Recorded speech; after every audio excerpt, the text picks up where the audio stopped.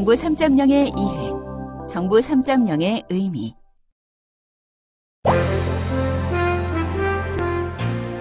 이번 시간 주요 뉴스. 중부 지역에서 펜션을 운영하고 있는 김 씨는 이번 장마철이 역대 어느 때보다도 불안하다고 합니다. 게릴라성 폭우로 중부 지역에 물폭탄이 예상된다는 보도를 보고 난 후 뒷산 계곡 아래에 위치한 펜션에 혹여나 산사태가 덮치지 않을까 해서라는데요.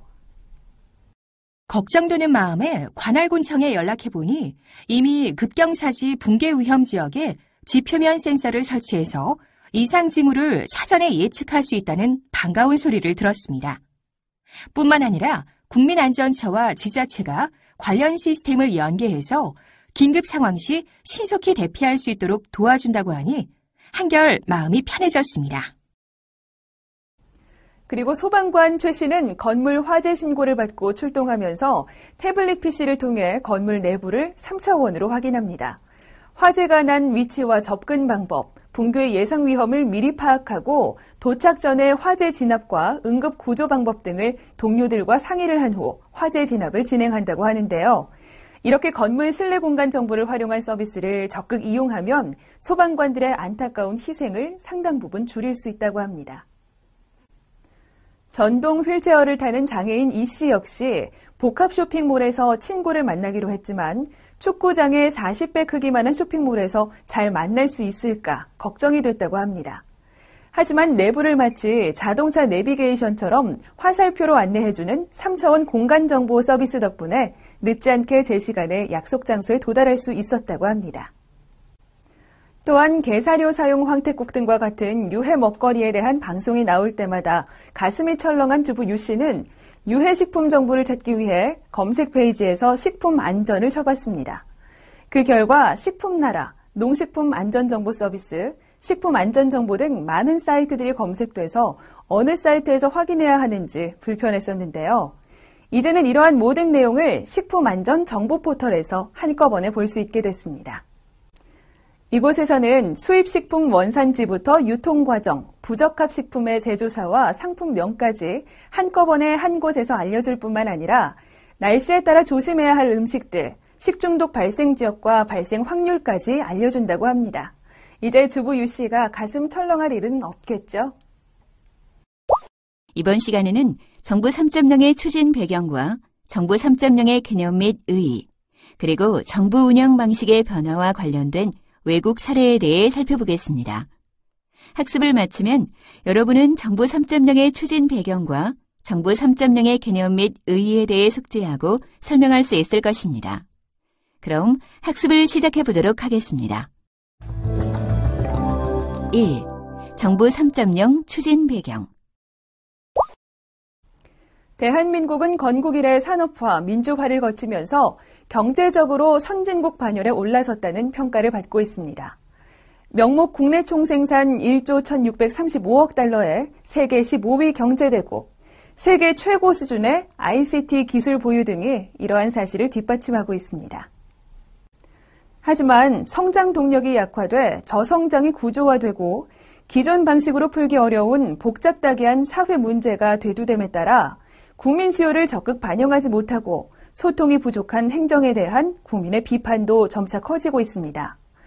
이에 정부는 보다 철저한 자기 변화와 혁신이 필요하다고 판단하고 정부 3.0을 추진하게 됐습니다.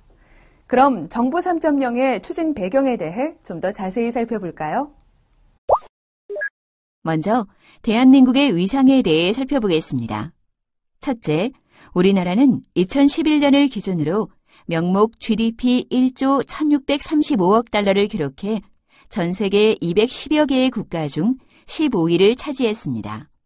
여기서 명목 국내 총생산이란 일정 기간 동안에 국내에서 생산된 모든 최종 재화와 서비스의 시장 가치를 당해 연도 가격으로 계산한 것을 뜻합니다.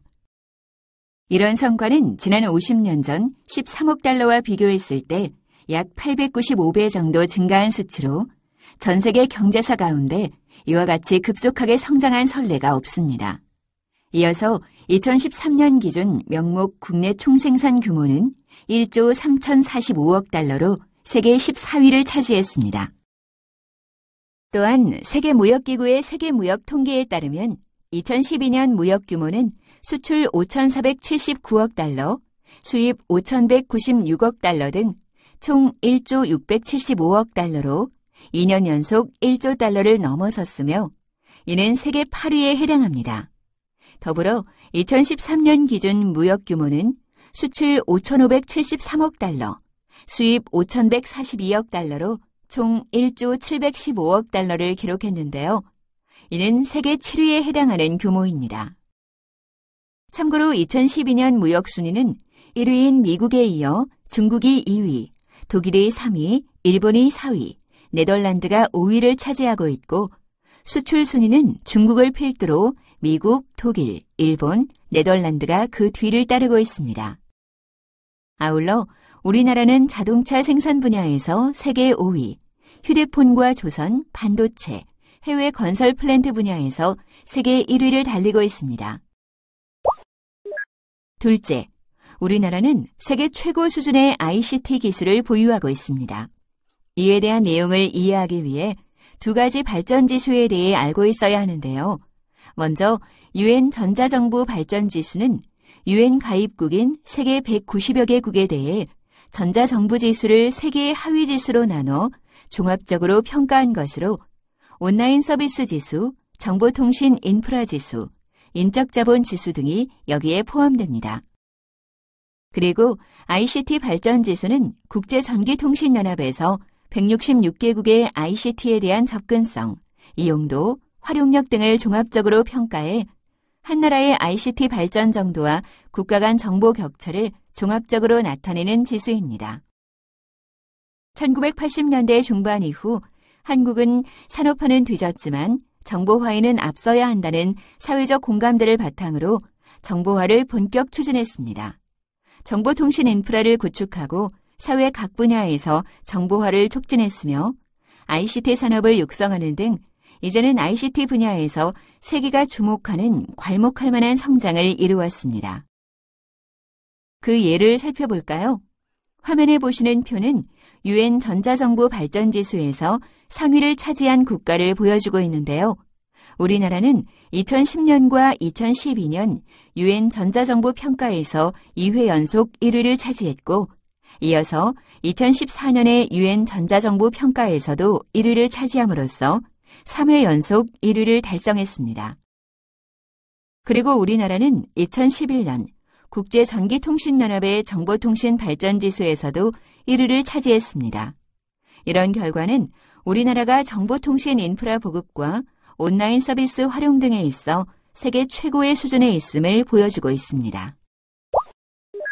또한 우리나라는 경제력뿐 아니라 우수한 인적 역량과 문화적 토대도 보유하고 있다는 평가를 받고 있습니다. 그중 한 예로 OECD 가입국의 25에서 34세 청년층의 고등학교와 고등교육 이수율을 들 수 있습니다. 각각 98%와 65%로 OECD 국가 중 1위인 것으로 나타났습니다.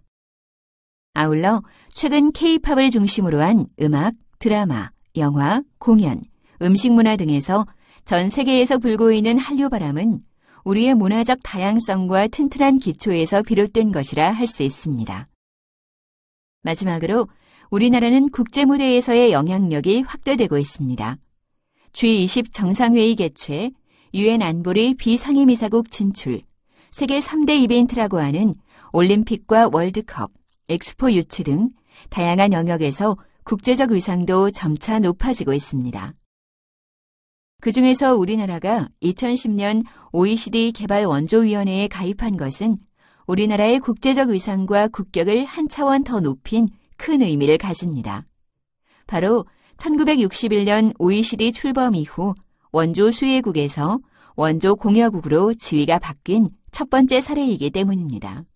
한국전쟁 직후 절대 빈국의 상태에서 국제원조로 연명하던 나라가 이제는 원조를 하는 나라가 된 것입니다.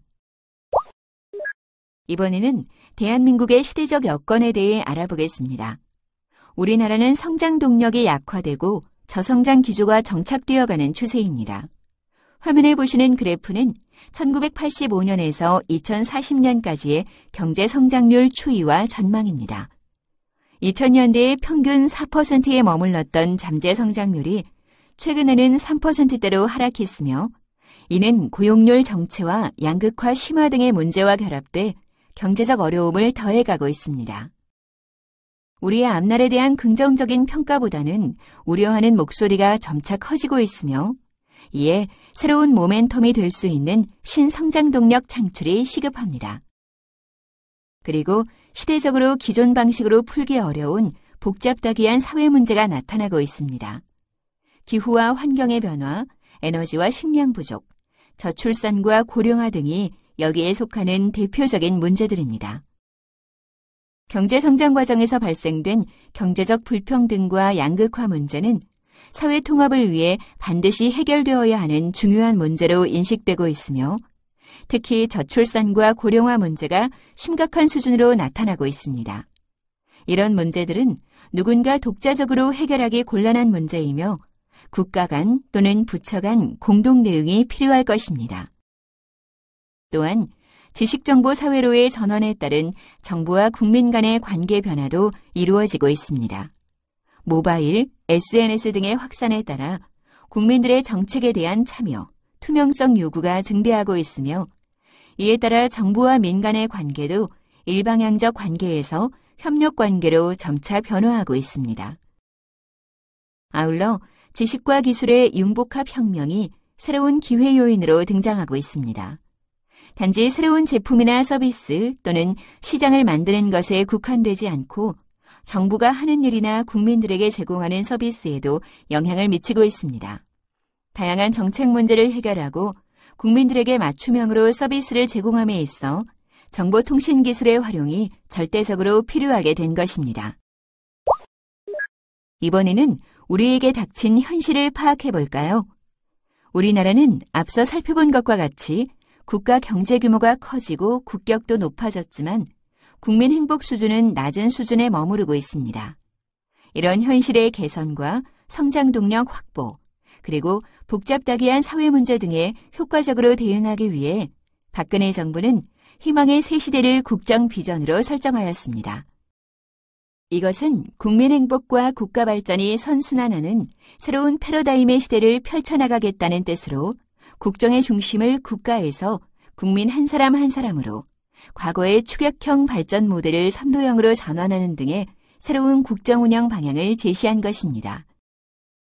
그리고 경제 부흥, 국민 행복, 문화 용성, 평화 통일 기반 구축 등 4대 국정 기조를 설정하고 14대 추진 전략과 140개 국정 과제를 확정한 바 있습니다. 한국 사회는 식민 통치로부터의 해방, 절대 빈곤의 구제, 독재로부터의 탈출이라는 도전 과제를 성공적으로 이겨내고 국가적 성장을 달성하였습니다.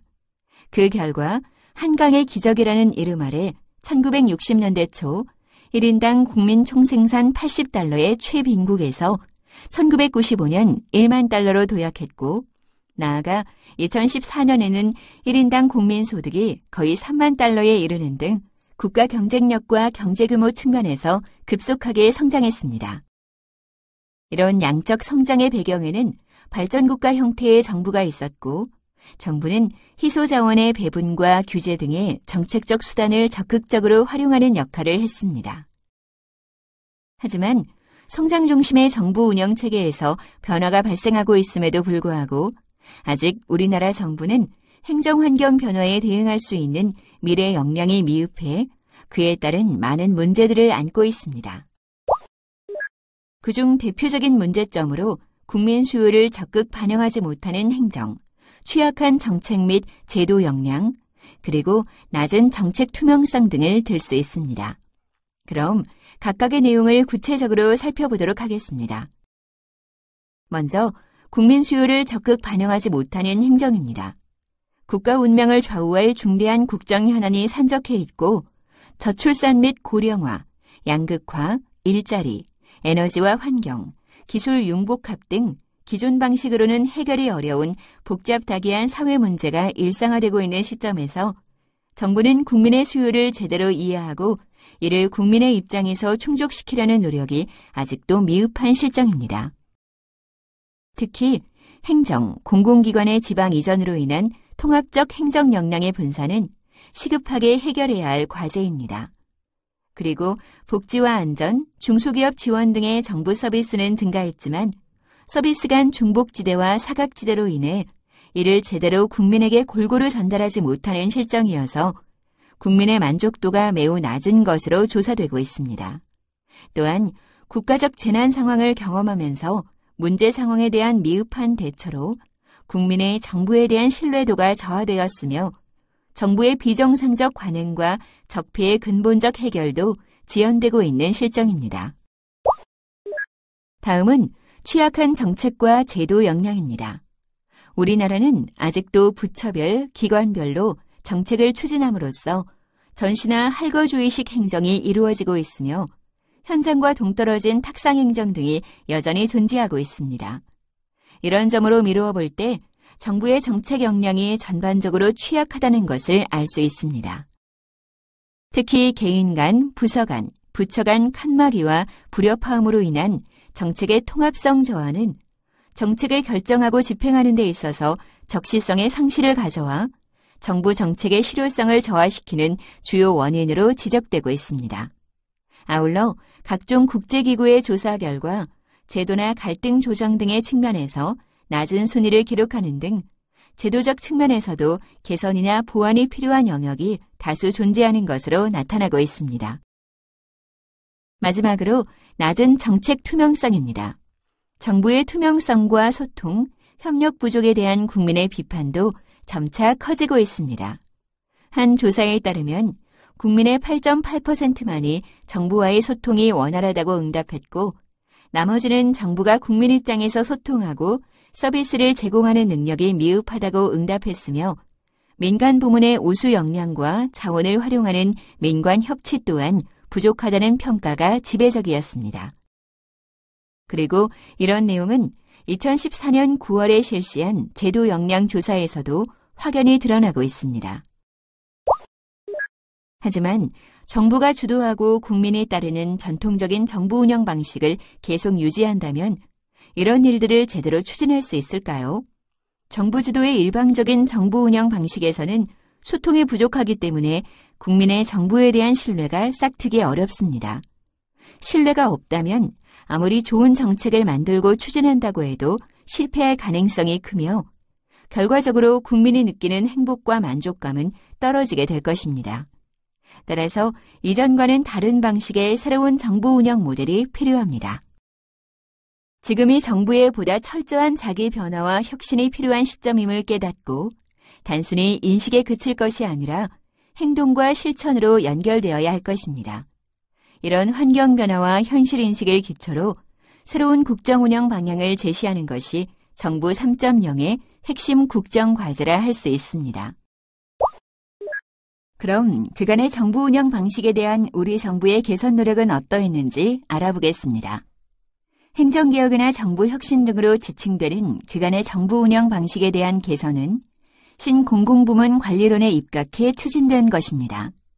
이는 비용 대비 성과 극대화나 대국민 서비스 개선 등의 정책 목표에 중점을 둔 것으로 기관 통폐합이나 민영화, 구조조정, 성과관리 체계 도입과 적용 등의 정책 수단이 주로 활용되었습니다. 추진 방식 또한 다양한 제도와 정책들을 하달하는 탑다운 방식이었습니다. 최근에 신공공부문 관리론의 대체론 또는 보완론이 제기되고 있으며 그 주된 내용은 정책의 결정과 집행에서 다양한 이해관계자들의 참여와 수평적 네트워크를 강조하는 것으로 요약할 수 있습니다.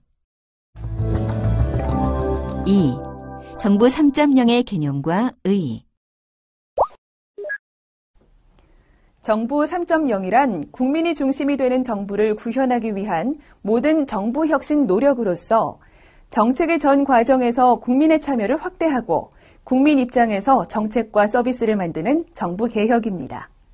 다시 말해 그동안 펼쳐왔던 정부의 운영 방식을 국가 중심에서 국민 중심으로 바꾸는 전면적인 패러다임의 전환을 의미합니다.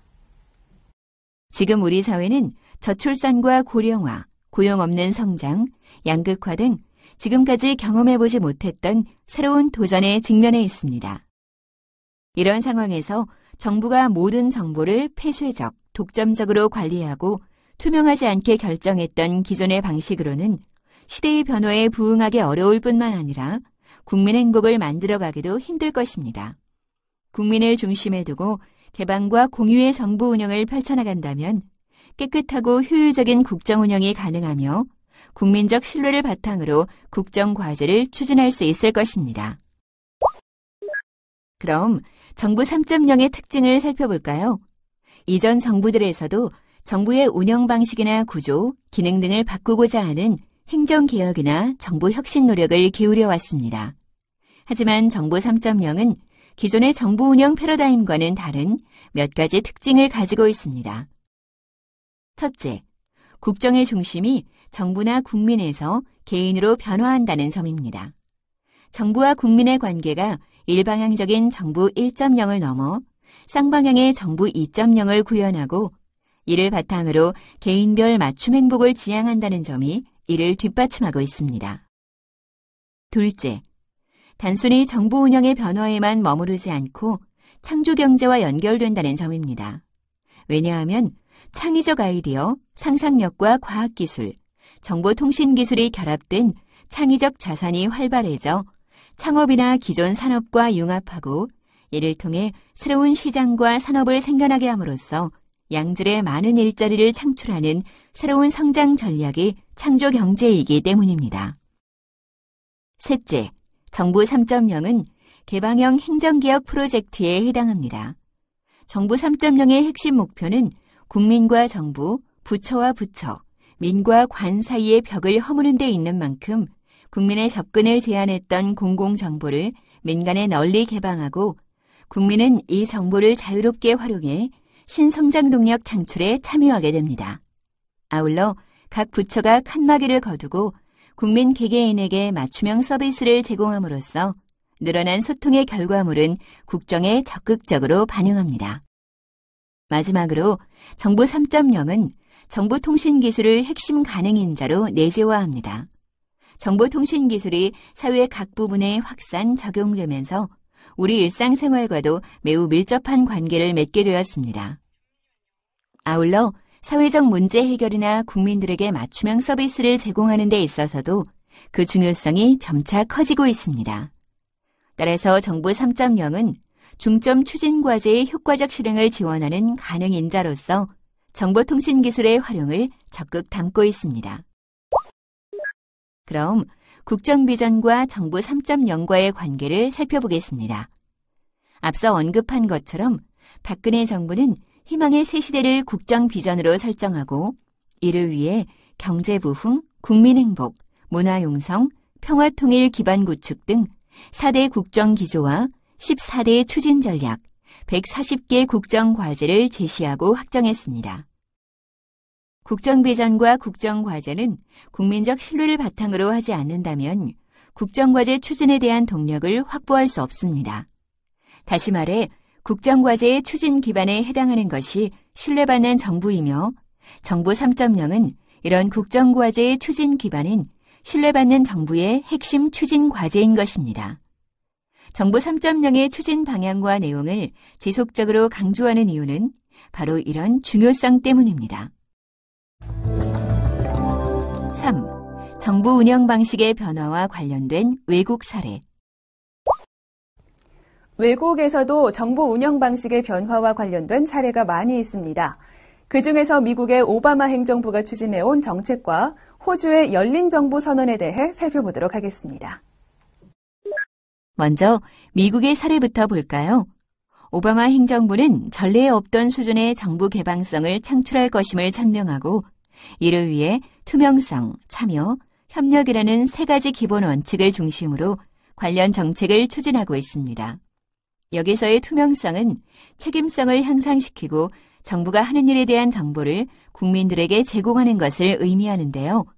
이를 위해 미국 정부는 법령과 정책에 관련된 정보를 국민들이 손쉽게 검색, 활용하고 신속하게 전달할 수 있도록 적절한 수단을 강구하고 있습니다. 그리고 참여는 정부의 의사결정의 질을 높여줄 뿐 아니라 정부로 하여금 민간 부문에서 널리 퍼져 있는 지식에 접근할 수 있는 기회를 제공하는 수단으로 인식됩니다. 따라서 정부 기관들은 일반 국민이 정부 활동에 참여할 수 있는 기회를 확대할 수 있는 다양한 제도와 절차를 마련하는 데 적극 노력하고 있습니다.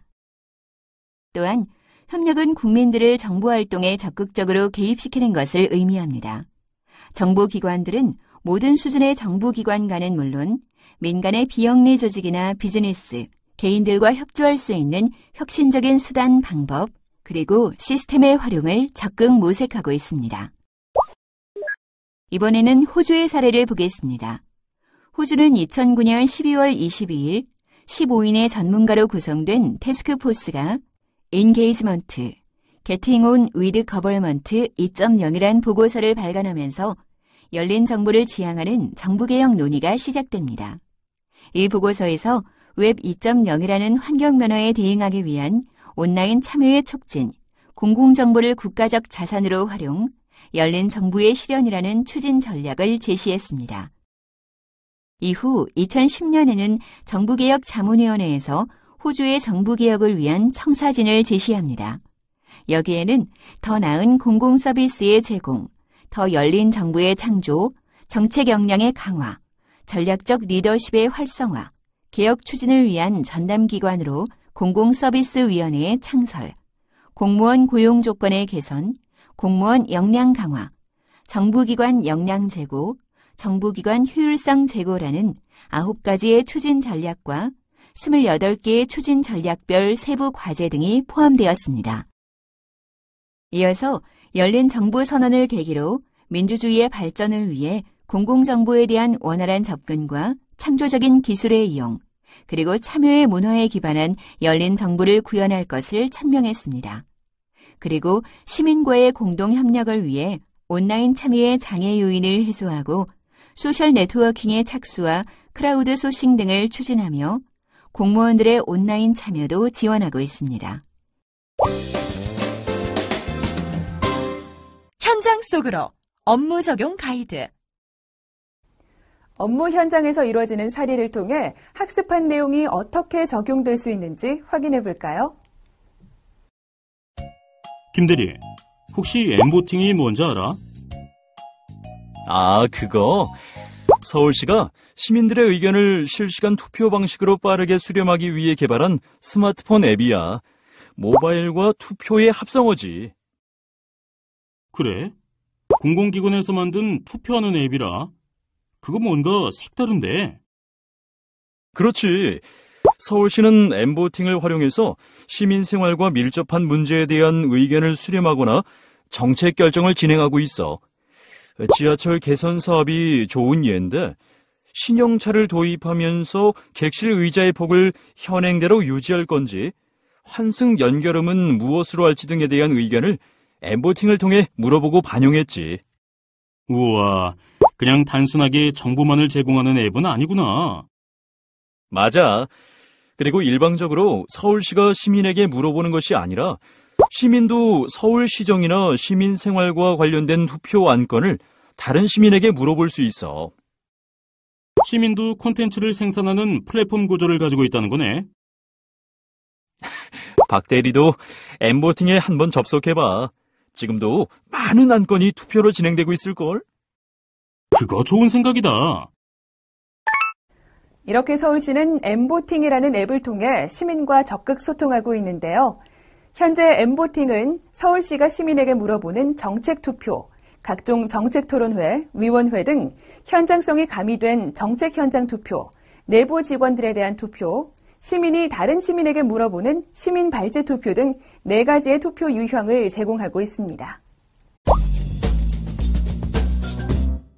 핵심 정리. 이번 시간에 배운 내용을 떠올리면서 주요 학습 내용을 다시 한번 정리해 보세요. 대한민국은 명목 국내 총생산 1조 1635억 달러의 세계 15위 경제대국으로 세계 최고 수준의 ICT 기술을 보유하고 있습니다. 그리고 우수한 인적 역량과 문화적 토대를 바탕으로 국제 무대에서 그 영향력을 확대하고 있습니다.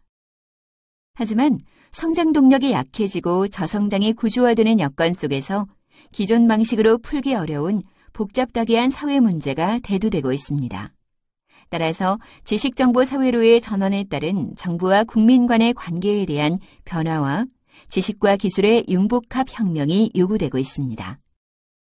게다가 국민 수요를 못 맞추는 행정과 취약한 정책 및 제도 역량, 낮은 정책 투명성 등이 우리 정부의 현실입니다.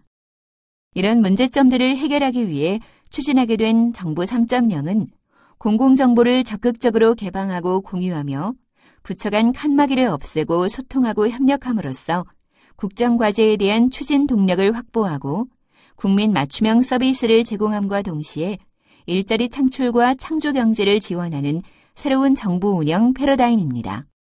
정부 1.0, 정부 2.0을 거쳐온 정부 3.0은 국민 개개인을 중심으로 민주성을 확장시킨 정부로서 국민의 능동적인 공개와 참여, 개방, 공유, 소통, 그리고 협력을 통해 양방향과 맞춤형으로 서비스를 제공합니다. 정부 3.0의 특징은 첫째, 국정의 중심이나 정부나 국민에서 개인으로 변화. 둘째, 새로운 성장 전략인 창조경제와의 연계. 셋째, 개방, 공유, 협력 기반의 개방형 혁신. 그리고 마지막으로 정보통신기술을 핵심 가능인자로 내재화하는 것입니다.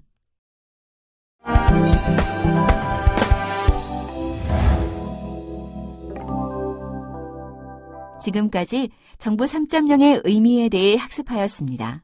여러분, 수고하셨습니다.